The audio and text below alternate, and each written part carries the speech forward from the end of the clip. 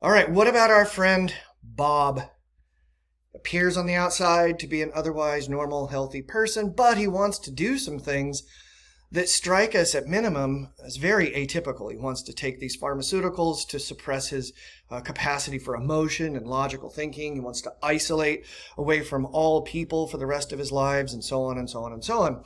And the question I put to you is, would you recommend that Bob follow through on his plans?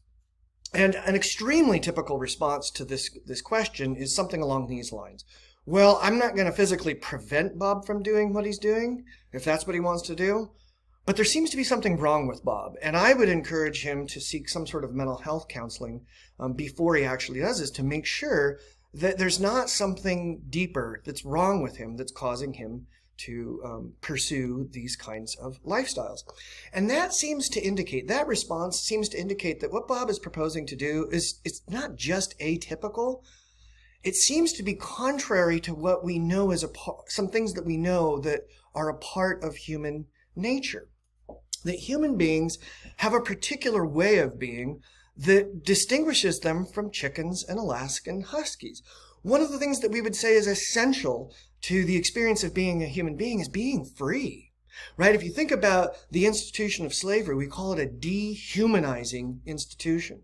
It's dehumanizing. It takes some of the humanness out of us as an institution because it takes this very fundamental quality that defines what we are, free beings. We tend to be logical. We tend to be creative. We tend to be curious about things. We have emotions. We're social beings. We're not just biologically set up with the eyes in front of our face and the ability to make facial gestures as a way of being able to connect with other people. We seem to enjoy being around other people to a certain degree. We're self-aware. We're aware of ourselves in the world, and we tend to be very future-oriented. We're looking at what we need to do today to get closer to the place we want to be tomorrow.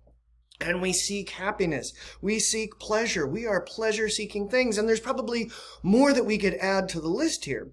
Now, of course, just because these things are on the list doesn't mean that every person has each of these to the same degree, right? I'm not a terribly social or emotional kind of person.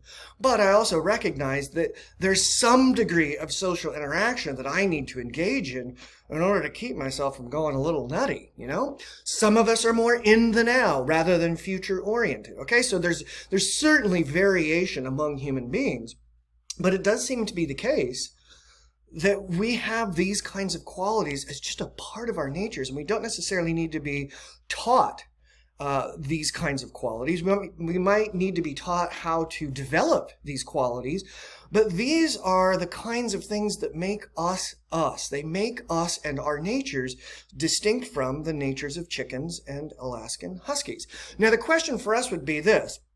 Knowing that we're all going to have these qualities to varying degrees, which of these qualities do I want to make sure I am respecting and relying on when I make particular kinds of decisions? So, for example, if I'm going to make a decision about what to buy, something to purchase, which of these qualities do I really want to keep in check and not allow to participate in my decision about whether or not to buy a certain thing? And which of these do I really want to tap into? And we might say, like, well, you want to make sure that you are free.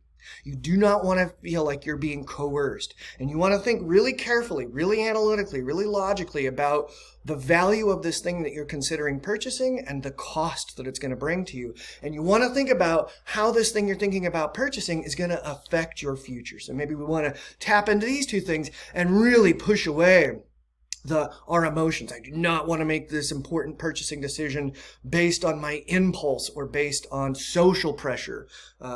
Or based on emotion, or just my pursuit of pleasure. Now, what about if the question is not what to purchase, but whether or not to ask a particular person out on a date? And again, we might think, well, future-oriented. We want to tap into our curiousness. We want to tap into our emotion and our desire for pleasure and happiness. These are things that we really want to be tuned into as we consider this decision about whether or not to ask this person on a date. We might not want to tap so deeply into our analytical, logical side, though, right? We might not want to sit there and say, well, let me make a list of costs and benefits to asking this person out on a date. It seems to kind of kill the romance of the whole prospect. Now, the question for us is this.